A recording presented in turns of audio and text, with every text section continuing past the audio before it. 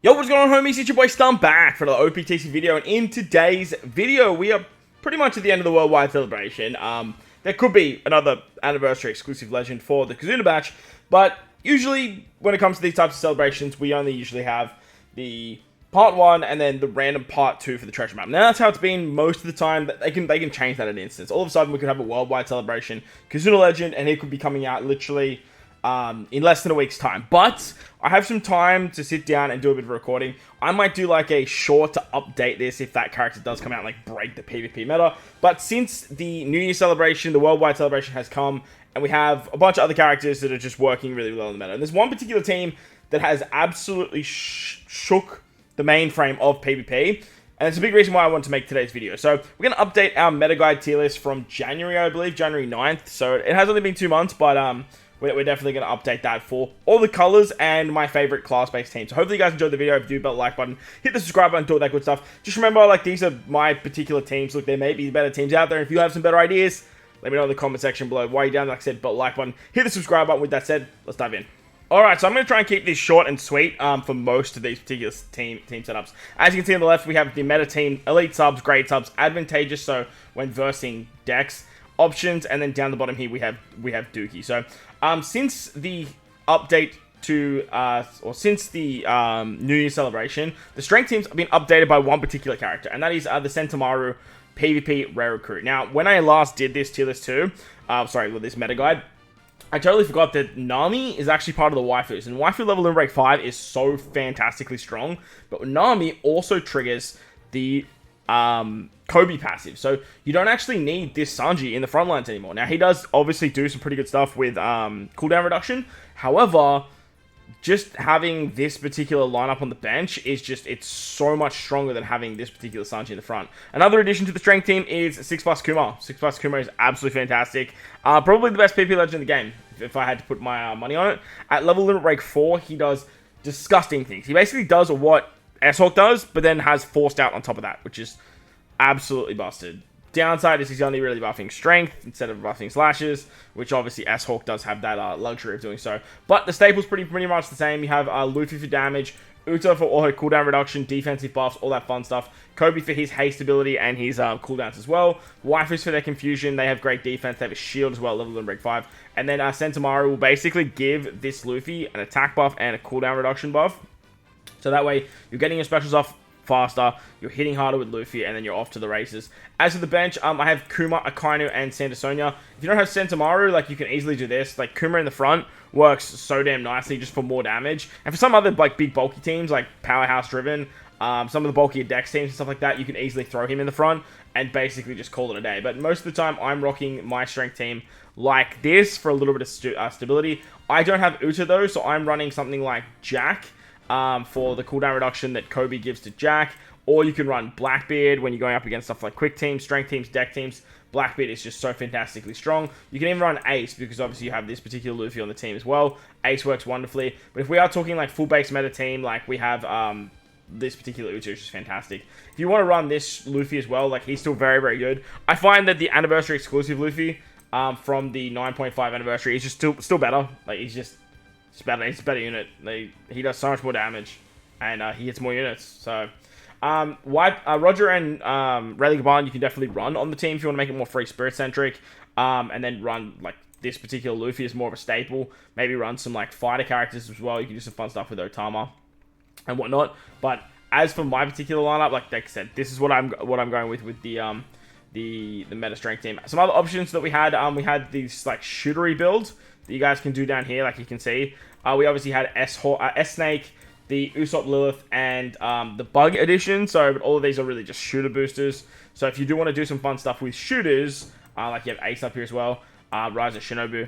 So like you can do some very, very nice stuff with like a shooter-centric base team. But for myself, I haven't really tested that too much in this particular strength lineup. It's just so damn strong that it's not really necessary. Next, we have the Quick Team, and the Quick Team has changed quite a lot. For myself, I don't like Quick at all. And look, I might be completely wrong in that regard. You should actually be up here.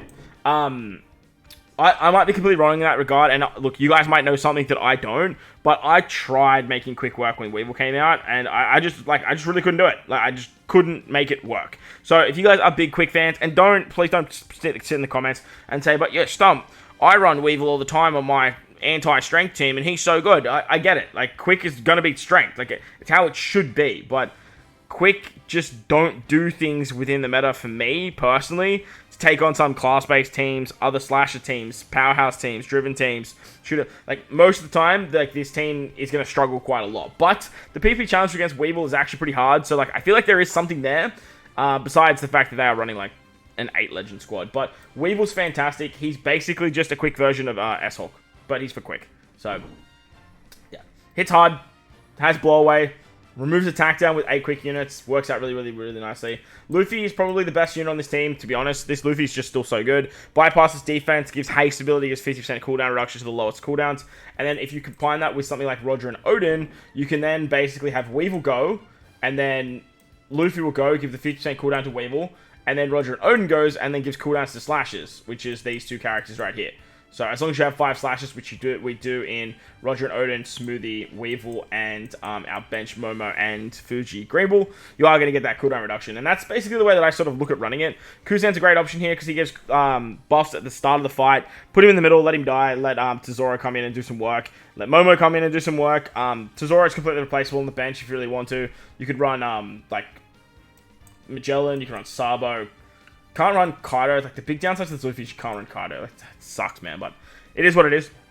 And then Momo's just great for damage off the bench. So, like I said, like, quick, just, they're weird. Like, they're very weird. They're just in a very weird spot where I don't really see the value in the team unless you are going up against strength. And when you are going up against strength, you just throw Sugar on the team, Shiryu on the team, Robin on the team, Kaido on the team, Hachan on the team, and Jinbei on the team, and then you just win. Like, it's basically just free at that point, but at the end of the day, this is what I've been rocking. And obviously, it has changed a lot. Like, I still do really like this sort of Blackbeard combination, where if you run, like, Blackbeard and all of these, like, powerhouse units, you can do some really fun, disgusting things with, like, cross guilds and driven units and whatnot, too. So, like, I'm a big fan of that, but at the same time, like, we are talking straight quick here, and this is what I have. But if you guys know something about quick that I'm just completely missing, please let me know in the comment section below. Moving on to the Dex build now. Dex is starting to fall, man. Dex, when I last did this video, were like at the top of their game. They were a destructive force of a team. Now, I don't know. There's just something about them that just does struggle. And for myself, I don't even run them anymore, just because purely like they're just better teams. Dex has sort of become just like a powerhouse team. You can throw Blackbeard into this top line for comp over Ace if you want to replace Garp on the bench, and then do some fun stuff that way. But for myself, like, I just don't bother, because, like, if I'm just going to throw Blackbeard in the front, I have Big Mom Katakuri, I'm just like, why would I not just run the Driven Powerhouse comp? It just seems to work nicer, and most of the units are pretty much the same anyway. So, with this lineup, you are running the absurd Powerhouse that is Silent One Wolf, Pizarro, and Big Mom Katakuri combination. Big Mom Katakuri at level 150 is so disgustingly strong. I actually managed to 150 the unit due to this celebration. Silly place of the game to win silly prizes, I guess. But I will do a showcase on them soon, and they're so phenomenally strong. Like, the amount of damage you get, output you get, and the like the defensive buffs that they provide, it's just absolutely wild. Kaido is still phenomenal, like bypassing defense. The last 50 seconds, if you have him with some investment, he hits so hard, and he just literally kills things. So just be mindful of that. If you are going up against a Dex team, be very careful of Kaido.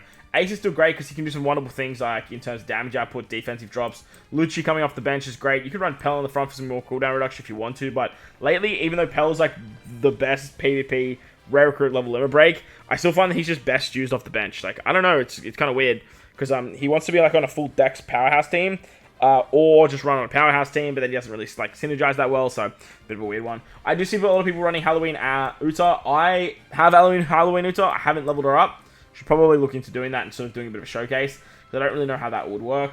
You can always do some fun stuff with the Dex shooters still. There are a lot of them up the top there, and you can do a lot of fun stuff there. You have the combination of the free spirit comps now with this free-to-play Kuzan is just so fantastic. he can actually be thrown into this shooter lineup. He can be used on this Free Spirit lineup. You can run Ace with that lineup. You can run this Luffy. I actually use it as a defensive team and actually got me so many wins in the latest championship. I was getting like 22 wins. It was wild. Wild stuff. As for the rest is kind of just options. Dex team's kind of fallen off, and that's pretty much all there is to say about that. Now on to Sai. Sai literally just haven't changed since we last did this video. It's weird, dude. I don't know what to tell you. We haven't had a Sai character. We literally have not had a Sai character since I last did this video. So yeah, that's Sai. That's all I have to say. Honestly, they suck. They're so bad. I recently pulled Garp. Because, like, last time I did this video, I was like, when I pull Garb, I thought, God, they're a menace. No, they're not. They suck. Like, it's just... I got rolled by a Sai team, like, one time, and I was like, holy shit, what the hell just happened? And then I, like, went in and did a whole bunch of fights with the Sai team, and I just couldn't make it work. But this is what I rocked.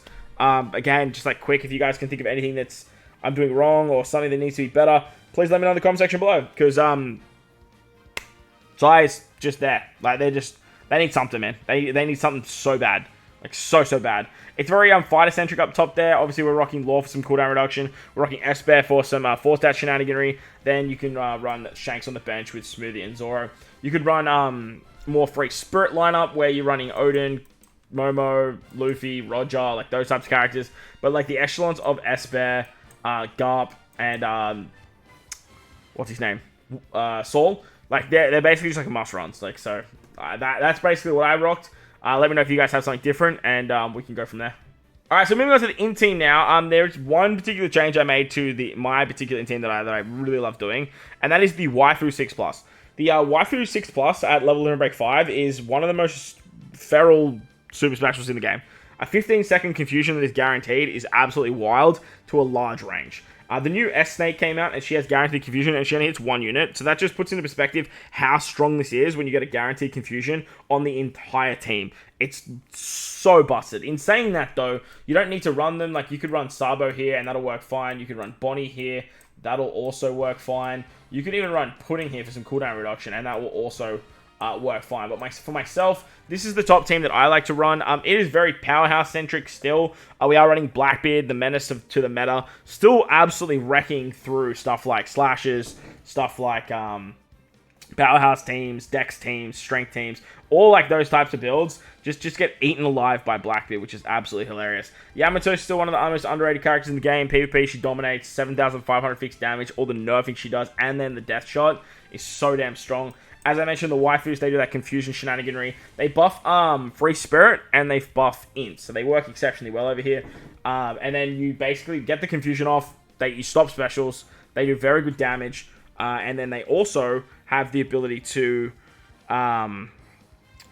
what's it called? They also have the ability to...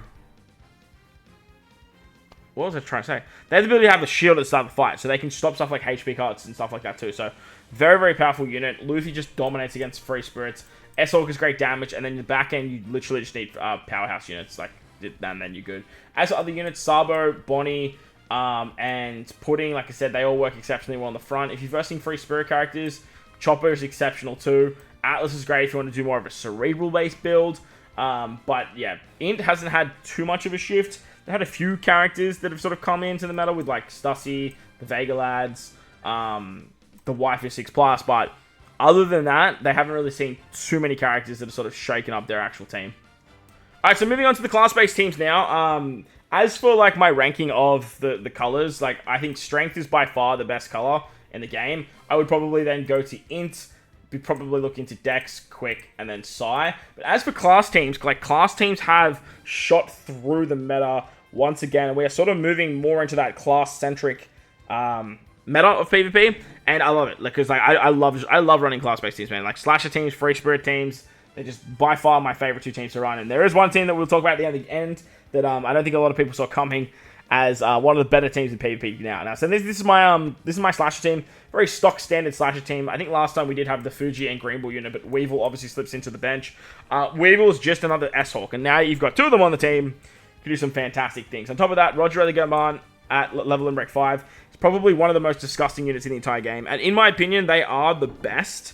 They are the best PvP unit in the entire game when you have them maxed out. Once their super special goes, you basically just win. It's pretty much just a win button when that super special goes. As for the rest of the team, I brought in Shanks just for the extra cooldown reduction for Roger Gaban, as well as the shield to keep them alive. Because you tank specials through a shield, it still goes to your counter and works great. Zoro Sanji, they are fantastic in how much damage output they can provide. Their passive's great. The haste ability is exceptional, especially for Roger Gaban. And then I have the Giants here as well. The Giants are fantastic because they can do just damage. But another character I love running nowadays is Odin. Odin's cooldown reduction works very nicely alongside Roger Gaban, but I find that just having the damage of the Giants works a little bit nicer, because once you get the half stats off of these units, like, you just start hitting so damn hard. And then when you get haste and these characters come in, it's absolute curtains. S-Hawk, after a 60% HP cut from Roger Gaban, it's over. Like, nothing survives that. It's literally impossible to survive. He hits way too hard. And then you have, like, a very strong bench coming in of Green Bull and Fuji. Sometimes I like to do this as well. This is, like, a very, very strong lineup as well. Just rocking Fuji in the front with the healing shenanigans, the extra defense they give, and then having Weevil and Brook just for some damage off the bench. Obviously, Brook needs to be there for Zoro Sanji too. As for other units, Zoro Kaku, they're pretty good at level in rank 5, but I just don't see their value over something like Zoro Sanji. They have a super special, and that's probably the strongest thing about them, but you need them to be level in rank 5 for that super special to be super viable, so that way they're hitting 2 slashes, not just hitting an int slasher. So for me, like, they're more of just like a great option rather than like an elite option. Odin can definitely find his way into this front line here, and then you just take off the Giants. Or if you have level in break 5 Sulongs, you could definitely do something like this, because the Sulongs will pop off that super special every time they die. So if you don't have the super special ready to go, and then you just die, it'll basically charge your super special, and then you can pop it. Obviously, there's ways around it with action bind and stuff like that, so just be mindful when you are running them, but or fighting them. But for myself, this is stereotypically what I go with. Sometimes I like to do this, depending if I need the damage, if I want to move a little bit faster. It really just depends on what the makeup is, but at the end of the day, this is pretty much what my Slash team looks like. It's definitely not the best class team in the game, but it's one of the more fun teams to run, and it can take down some of the bigger teams in the game. Talking bigger teams in the game, we have the Free Spirit team, and Free Spirit, since New Year's, has just been getting plethora of buff after buff after buff. They got another PvP rare recruit alongside Bizarro. Now we have Sentamaru, and he basically just helps the team drastically. Another very good unit, obviously the 6+ of the waifus. I basically took out Nami Karina for them, and I've just been never regretting the decision since. Level in rank 5, that confusion is just so damn strong. Roger Gaban, once again, at level in rank 5 with the HP cuts is disgusting. The damage Luffy can provide is exceptional. You have attack down with your Bizarro unit. You can special bind, you can halve stats. You give extra attack to either one of these two, depending on what your team really looks like. For me, my Roger Gaban's level 150, so the attack buff goes to them. The extra cooldown goes to them, and I basically always see their super special, which is just phenomenal. Plus, Sentamaru can also remove Special Bind, which Roger Gaban is susceptible to, so that does help out a lot there. As for the bench, you have Odin, Kinemon, Dendro. The free-to-play Kuzan is just wild. He's ridiculously good, but you can run this 6+ Kuzan, the new 6+ Kuzan. He's a great option for the bench because the team is very strength dex orientated. And then I have Santa Sonya here. Another good option is you can just run Kuma 6+, because you have like shooter buffs here, strength buff here, and powerhouse buff here. So you can just run Kuma as a bench option. That's stereotypically what I do. But with the addition of the waifus in the team, running Santa Sonya on the bench, it is now a feasible option. As for some fights, if I don't so much need this nerfing because I've got the confusion, I sometimes like to do this to bring in a little bit more damage, as Kuzan does provide a lot of damage. He does an attack down, defensive drop, attack, and then does another defensive drop. Sometimes I want to reduce the enemy's attack if I'm versing strength teams, so I'll do something like this, and I'll have the attack drop from Bizarro, and then I'll also have the attack drop from Kuzan, and then sometimes when I'm versing driven characters, I'll bring in Odin, Kinemon, Dendro for that 4-stat shenaniganry. I don't have them at level in rank 5. I did pull a lot of dupes, but at the same time, the big downside to this character is that you need to be hit by 3 specials. Just like Kaido and King, 3 specials is so detrimental compared to 2, just because like there is a time where one, you either won't see the super special, or you'll die before the chance even comes around. So a little bit of a shame, but normally the team that I do rock, it does stereotypically look like this. Front line being Roger Gaban, and then Luffy on the wings to protect them from half stats, Sentamaru and Bizarro on the edges, and then the waifus in the middle because of that shield. Other really, really good options is you got Morley Karasu. They're fantastic. They provide force out. Obviously, Nami Karina, if you aren't running the waifus, is definitely a shout. Kuzan can replace this. Kuzan on the bench. And then obviously you have the usual culprits of Otama, 6+ Luffy, and Zoro, Sanji, Brook. These characters here are all so good in Grand Party too. Like, they're pretty much my go-to Grand Party Free Spirit build. Just because, like, tanking and stalliness is, like, the name of the game. Free Spirit were always in a position where they were just so good defensively, but they just really couldn't provide that much offense. And because they couldn't provide that offense, you couldn't really kill teams or get the job done before the 100-second mark. And that was, like, the big issue to them. They would always just get timed out because Nami Karina was rolling back specials, lowering defense, and wasn't really doing too much damage. But now, everyone on the team besides Bizarro is doing damage, which is massive. And that way, you can actually get some kills and get some wins. For me, the Free Spirit team is my pick as the best team in the game. The Powerhouse-driven team, though, like, don't get me wrong, it is definitely up there and probably neck and neck. But for myself, I just think if you have this team fully maxed out, like, you're doing wonderful things, especially against the Driven Powerhouse team, where you run Odin, Kim on Denjiro, have them come in and get their super special, and then it's just basically curtains from there. So that's the Free Spirit team, my number one team in the game. But you do have Driven Powerhouse. Now, Driven Powerhouse are phenomenally strong, and then like Big Mom Katakuri at level 150 just like doesn't die. Like, they will stall you out till the sun comes home. Kaido King at level in rank 5 is really, really good too. However, they are a little bit lackluster, especially compared to Big Mom Katakuri. Problem with Kaido and King at level in rank 5 is, again, you need that 3 shots, and if the team has a butt ton of defense and your Big Mom Katakuri super special hasn't gone off, and you haven't halved the defense, this can just hit like a peanut, and it's just literally not worth running. So what I tend to do as well for a little bit more security is actually take off Kaido King and use Cross Guild. When you use Cross Guild, you can then rely on the rollbacks, and you can bring in something like Luffy for a bit more damage. You can bring in something like Kuma for a bit more damage, and then rely on like Luffy and S-Hawk later into the fight. For myself, I have a tendency to do something like this, so that way I'm just getting a little bit more damage output. And with Cross Guild, you have the 5 driven characters, so you don't have to worry too much about their passive. Luffy's still buffing himself, and then like everyone else is buffing Luffy besides Cross Guild. But the Cross Guild rollback basically just keeps everyone alive long enough so that Luffy can go and just absolutely wipe the floor with everything. So that's the way that I tend to rock it when it comes to a more offensive build. However, I did just recently level in break 5 my Kaido and King, so I have been really trying them out as much as I can to sort of get as much feel for them. But like I said, they're a little bit lackluster. And again, downside to this team is they do lack damage. The damage output they provide just sometimes isn't enough to get you over the line to get the kills. But look, Blackbeard, he's just absolute menace. No buffs to the team, but all the nerfing in the world. Bizarro nerfs, Sandra and Wolf nerfs. Katakuri and Big Mom, their level in rank 5 is just so disgusting. They have the revive mechanic too, so they're like a must run in the middle. They will just tank. And if they die with their super special, they'll come back to life. And 9 times out of 10, they'll get it off anyway. The bench is so strong with all this damage. Once they come in, they're still getting buffed by the entire team. They're buffing themselves. And then they can just hit super, super hard. You can run Pell here as well if you really want to. If you want more powerhouse shenaniganry.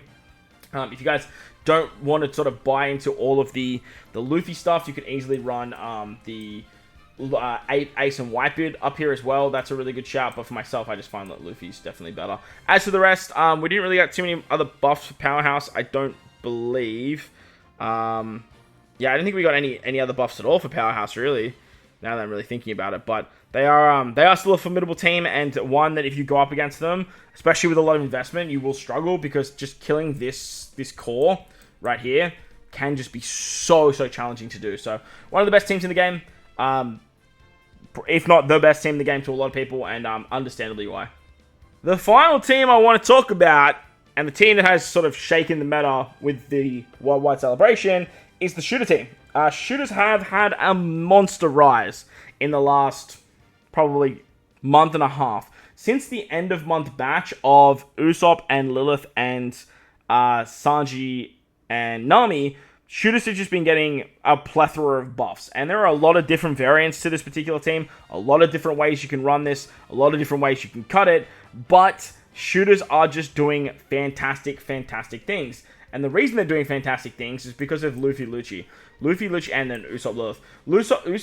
Luffy and Lucci came out, and they just provide so much goddamn damage. At level in break 5, they can just absolutely tear through powerhouse characters, 10,000 damage to powerhouse units with their super special level in rank 5, and then damage the Ghost of Defense to the lowest HP units. Just means you are killing basically them.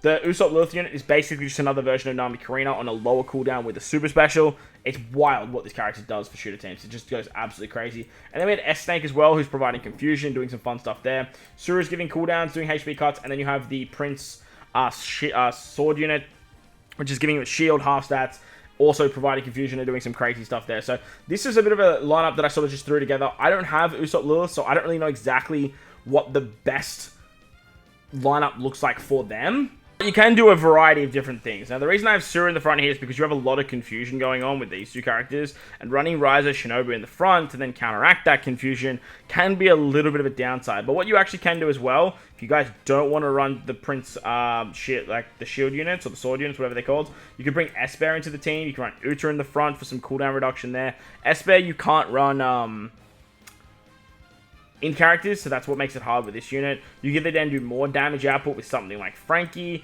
You could then easily run something like Usopp here if you aren't running this, and then you could bring in them, and you can do some fun stuff like this. My particular lineup that I like to run looks a little bit like this, where I have Treasure Map Frankie with Usopp, S-Snakes, and then the sword unit. The bench confides of Ryza, Shinobu, Akainu, and Kuma. Both these characters are buffing strength, obviously, but like we have a lot of very good strength setup here. You could easily run Ace into the lineup here as well if you really want to, and that way you're getting a little bit more defense and damage off, providing shields and whatnot. But Treasure Map Frankie just gives so much damage too. So shooters have like just a variety of different options that you can run, like a plethora of different teams and different comps, depending on what you need to fight and what you're doing defensively. This Buggy is fantastic as well. He came out for Treasure Map. Absolute demonic unit. You have Verse Kid, who can be run off the bench. The 6+ Kuzan, Zora Kaku are fantastic too, if you are going up against slasher characters. You can do some fun stuff with Dex. You have Kizaru for some cooldown reduction if you want to. You have defensive capabilities with Chopper. Like, shooters just have options out the goddamn wazoo. But if you were looking at like the best characters to run for shooters, I do think that Usopp Lilith has to be there. I'm not sure if S-Snake needs to be there for shooters. I don't know if S-Snake is like the best character to run. Suru is quite good, one of the newer PvP rare recruits, because she gives cooldown reductions and allows you to move a lot faster. But as for a lineup, this is sort of what I put together. Buggy might be a better option than S-Snake. I'm not 100% sure because I don't have Buggy either, so it's a little bit hard to say. You could run Uta in the front lines, just getting more cooldown reduction, and then just substituting something out like taking out Suru, taking out the sword unit, and then bringing in something like Esper, and then bringing in something like Treasure Map Frankie if you need more damage output. You could run Kid for more damage output if you're not relying too much on the confusion anymore. You can use action binding of Ryza Shinobu. So you just have like so many different options at your disposal, like so many different options. So this is what I'm going with. But yeah, shooters have definitely been shaking the meta, and they work exceptionally well. But that's going to wrap up the video. Hopefully you guys enjoyed it. If you did, belt the like button, hit the subscribe button, do all that good stuff. Most importantly, wherever you guys are in this beautiful world, please make sure you enjoy the rest of your day. As always, homies, thank you all for watching, and I'll catch you all in the next one. Let's